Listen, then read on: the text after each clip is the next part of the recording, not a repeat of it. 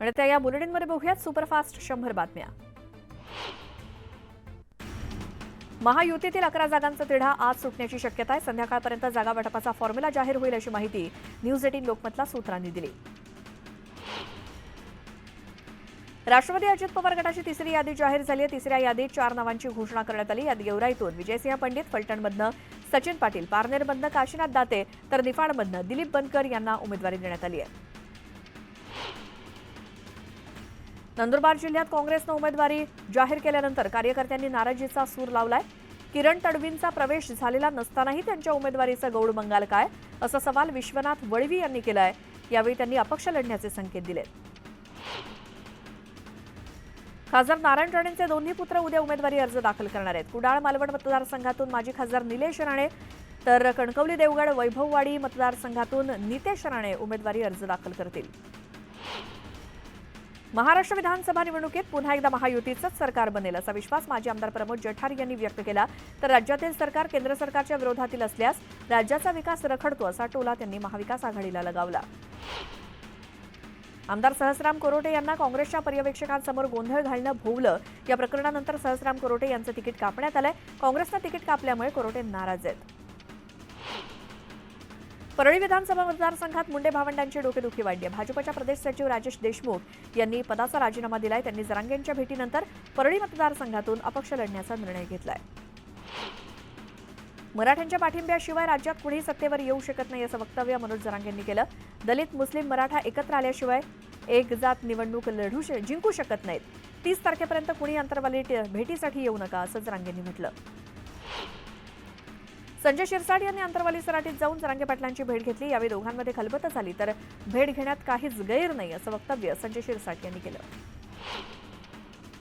आंबेगाव विधानसभा मतदारसंघातील बंडखोरी शमवण्यात महाविकास आघाडीला यश आलंय। खासदार सुप्रिया सुळेंच्या मध्यस्थीनंतर अखेर रमेश येवले यांनी निवडणूक लढवण्याचा निर्णय मागे घेतलाय। भारतीय जनता पार्टीसोबत खूप वाईट अनुभव आला असं म्हणत माजी आमदार रमेश थोरातांनी भाजपवरती टीका केली। शरद पवार जो निर्णय घेतील तो मान्य असल्याचं थोरातांनी म्हटलं। माळशिरसमधनं महाविकास आघाडीकडून उत्तम जानकरांना उमेदवारी मिळाली आहे। दरम्यान निवडणुकीत 1.5 लाख मतांनी विजय होणार असा विश्वास जानकरांनी व्यक्त केला। परतूरमध्ये काँग्रेसचे माजी आमदार सुरेश जेथली यांनी अपक्ष निवडणूक लढण्याची घोषणा केली आहे। परतूरची जागा ठाकरे गटाला सुटल्यामुळे जेथली यांनी बंडखोरी केली। श्रीवर्धनमध्ये मनसेकडून फैसल पोपेरे यांना उमेदवारी देण्यात आली आहे। श्रीवर्धनमध्ये पोपेरे यांचा सामना मंत्री आदिती तटकरेंशी होणार आहे। नाशिकच्या निफाड पिंपळगाव मतदारसंघातून राष्ट्रवादीकडून विद्यमान आमदार दिलीप बनकर यांना उमेदवारी देण्यात आली आहे। त्यामुळे महायुतीत निफाडची जागा कुणाला सुटणार या चर्चांना पूर्णविराम लागलाय। उमेदवारी जाहीर होताच गुलाबराव पाटलांनी जळगावात प्रचाराचा नारळ फोडला। महायुती 175 पेक्षा अधिक जागा जिंकेल असा विश्वास व्यक्त करत त्यांनी गणपतीला साकडं घातलं।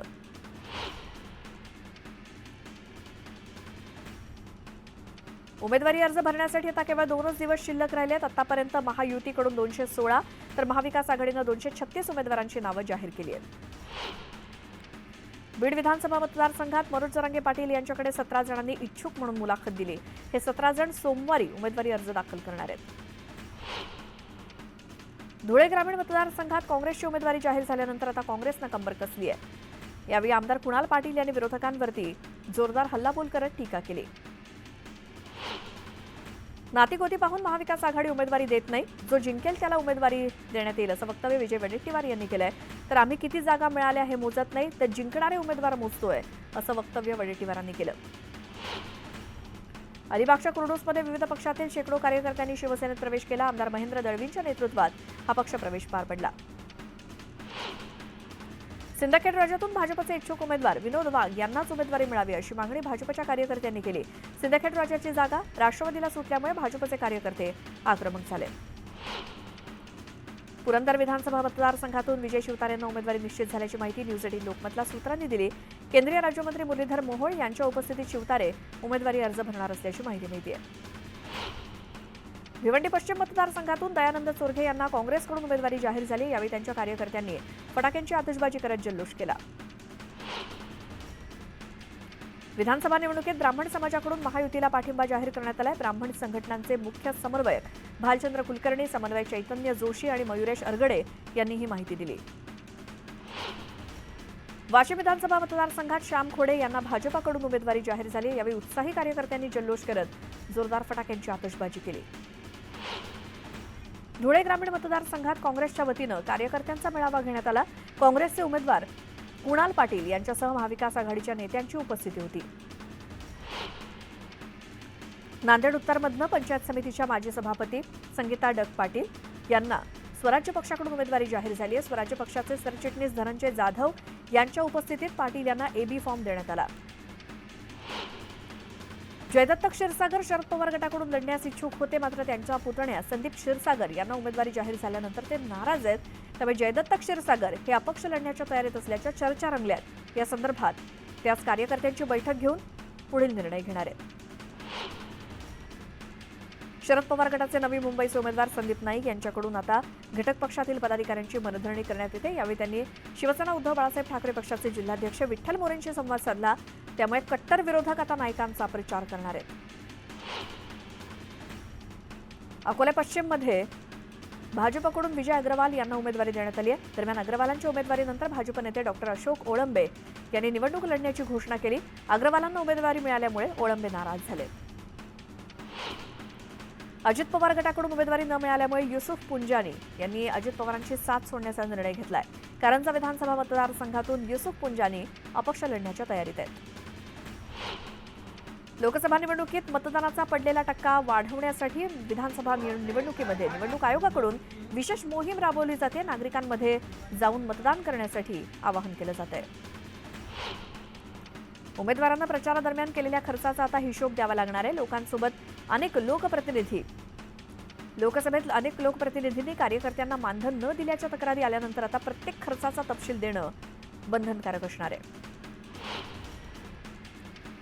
छत्रपती संभाजीनगर पूर्व आणि पश्चिम मतदारसंघात मतदान अधिकारी आणि कर्मचाऱ्यांची परीक्षा घेण्यात आली। पहिल्या निवडणूक प्रशिक्षणानंतर ही परीक्षा पार पडली आणि या परीक्षेला 2425 कर्मचाऱ्यांनी हजेरी लावली।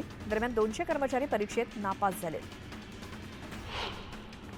जयश्री थोरात यांच्यावरती केलेल्या वादग्रस्त वक्तव्यामुळे संगमनेरमधलं वातावरण तापलंय। यावरून जयश्री थोरात यांनी संताप व्यक्त केला। माझ्या अब्रूची तोडफोड केली त्याचा काय असा संतप्त सवाल त्यांनी केला। तर न्याय देण्याऐवजी गुन्हा काय दाखल करता असा उलट सवाल त्यांनी केलाय। जयश्री थोरातांविषयी आक्षेपार्ह वक्तव्य करणाऱ्या वसंत देशमुखांना पोलिसांनी ताब्यात घेतलं। स्थानिक गुन्हे शाखेनं ही कारवाई केली आहे। अहमदनगर जिल्ह्याच्या बाहेरून त्यांना ताब्यात घेण्यात आल्याची माहिती समोर आली आहे। अहमदनगरचे खासदार निलेश लंके यांनी जयश्री थोरातांची भेट घेतली। भाजपचे नेते वसंत देशमुखांनी जयश्री थोरातांवर केलेल्या टीकेच्या पार्श्वभूमीवर ही भेट घेण्यात आली। काँग्रेस नेते नसीम खान यांनी संजय राऊतांची भेट घेतली। आगामी निवडणुकीच्या पार्श्वभूमीवर दोघांमध्ये चर्चा झाली। आमदार योगेश कदम यांनी विरोधकांवरती सडकून टीका केली। कोकणी माणूस हा शिवसेनेसोबतच आहे, त्यामुळे येत्या 23 तारखेला निकालानंतर सर्व गोष्टी स्पष्ट होतील असा टोला त्यांनी लगावला। संघ आणि भाजपमध्ये सर्व काही आलबेल असल्याचं आरएसएसनं स्पष्ट केलं। जेपी नड्डांच्या विधानाचा संदर्भ घेत वादाचं वृत्त फक्त माध्यमांमध्येच आहे असं म्हणत संघ कार्यवाह होसबळ यांनी स्पष्टीकरण दिलं। लाडकी बहीण योजनेवरून भाजपनं काँग्रेसला डिवचलंय। योजना बंद करण्याचा काँग्रेसचा घाट असल्याचा व्हिडिओ जारी करत भाजपनं आरोप केलाय। भाऊबीजेचा संदर्भ देत भाजपनं महिला मतदारांना साथ दिली आहे। हा व्हिडिओ सोशल मीडियावर चांगलाच व्हायरल झालाय। मुंबईच्या वांद्रे टर्मिनसवर सकाळी 6च्या सुमारास वांद्रे गोरखपूर एक्सप्रेस पकडण्यासाठी प्लॅटफॉर्मवरती गर्दी झाली। यावेळी मोठ्या प्रमाणात चेंगराचेंगरी झाल्यामुळे 9 प्रवासी जखमी झालेत। त्यातील 2 गंभीर जखमी आहेत। जखमींवर भाभा रुग्णालयात उपचार सुरू आहेत। संजय राऊतांनी रेल्वे चेंगराचेंगरी प्रकरणात रेल्वे मंत्र्यांवरती निशाणा साधला। चेंगराचेंगरी झाली त्याची सर्वस्वी जबाबदारी रेल्वे मंत्र्यांची नाही का असा सवाल त्यांनी केलाय। तर रेल्वे मंत्री बुलेट ट्रेनच्या मस्तीत असल्याचा हल्लाबोल राऊतांनी केला। येवल्यामध्ये राज्य उत्पादक शुल्क विभागाने मोठी कारवाई केली। ट्रकचा पाठलाग करून 16 लाखांची बनावट देशी आणि 41 लाखांची विदेशी दारू जप्त केली। नाशिकमध्ये झालेल्या अतिवृष्टीमुळे भाजीपाल्यांना फटका बसला। बाजारपेठेतील भाजीपाल्याची आवक घटल्यामुळे ऐन सणासुदीच्या काळात भाजीपाल्याच्या दरात मोठी वाढ झाली आहे। नागपुरातील सुप्रसिद्ध शेफ विष्णू मनोहर हे विश्व विक्रम करणार आहेत। सलग 24 तास नॉनस्टॉप 10,000 डोसे बनवण्याचा विक्रम ते करणार आहेत। दिवाळी सणाला उद्यापासून सुरुवात होईल। त्याच पार्श्वभूमीवर भुसावळमधील बाजारपेठा फुलल्या आहेत। आकाशकंदील, दिवे, लाइटिंग सोबतच विविध साहित्य खरेदीसाठी बाजारपेठेत ग्राहकांची गर्दी होते। अकोल्याच्या पृथ्वीजापूरमधील खरबडीमध्ये शेतबंधाऱ्यामध्ये पोहण्यासाठी गेलेल्या 16 वर्षीय मुलाचा पाण्यात बुडून मृत्यू झालाय. आदेश वाळवे असं या मुलाचं नाव आहे. पाण्याचा अंदाज न आल्यामुळे आदेशचा दुर्दैवी मृत्यू झाला. नंदुरबारमध्ये शालेय विद्यार्थ्यांकडून पथनाट्याच्या माध्यमातून मतदार जनजागृती केली जाते. मतदार जनजागृती अभियानांतर्गत 2077 शाळांमधील 3,39,400 विद्यार्थ्यांनी पालकांना पत्र लिहित मतदान करण्याचं आवाहन केलं. नंदुरबारच्या शहादामध्ये अंधश्रद्धा निर्मूलन समितीच्या वतीनं पुस्तक मेळावा भरवण्यात आला. ज्येष्ठ साहित्यिक उत्तम कांबळेंच्या हस्ते या मेळाव्याचं उद्घाटन करण्यात आलं. पुण्यातील खेडशिवापूर टोलनाक्यावरती गुटख्याचा मोठा साठा जप्त करण्यात आला. टोलनाक्यावरील तपासणीमध्ये 2 जणांना ताब्यात घेण्यात आलं असून 1,05,00,000 रुपयांचा गुटखा जप्त केल्याची माहिती समोर आली आहे. गंगापूरमध्ये शहरात मोकाट फिरणाऱ्या जनावरांना कारमध्ये पळवून नेल्याची घटना घडली आहे. या घटनेचं सीसीटीव्ही फुटेज समोर आलं असून गंगाखेड पोलीस ठाण्यात गुन्हा दाखल करण्यात आला आहे. हिंगोलीतील महावीर नगर परिसरामध्ये कोणतीही नोंदणी न करता इंग्रजी माध्यमाची शाळा अनधिकृतरित्या सुरू आहे. अनेक वेळा आदेश देऊनही दंड आकारून सुद्धा शाळा सुरू आहे. शासनाच्या आदेशाला केराची टोपली दाखवणाऱ्या या शाळेवरती कारवाई होणार का, याकडे सर्वांचं लक्ष लागलंय. कराड तालुक्यात सर्वत्र बिबट्याचा वावर मोठ्या प्रमाणात वाढलाय. कालवडे ते वाठार रस्त्यावरती प्रवास करताना वाहन चालकाने बिबट्याचा व्हिडिओ काढलाय. अचानक बिबट्या समोर आल्यामुळे नागरिकांमध्ये भीतीचं वातावरण आहे. रत्नागिरी जिल्ह्यातील भालावली येथे एका 20 फूट उंच आंब्याच्या झाडावरती बिबट्या अडकला होता. याची माहिती मिळताच वन विभागानं रेस्क्यू ऑपरेशन करत बिबट्याचे प्राण वाचवले. पैठणच्या निजलगावमध्ये शॉर्ट सर्किटमुळे घराला आग लागली आणि आगीमध्ये 2 बैल, एका गायीसोबतच एकूण 4,80,000चं साहित्य जळून खाक झालं. गोंदियातील डब्बा गावाजवळ 2 मोटरसायकलची समोरासमोर धडक झाली. या धडकेमध्ये एकाचा जागीच मृत्यू झाला तर 2 जण गंभीर जखमी झाले.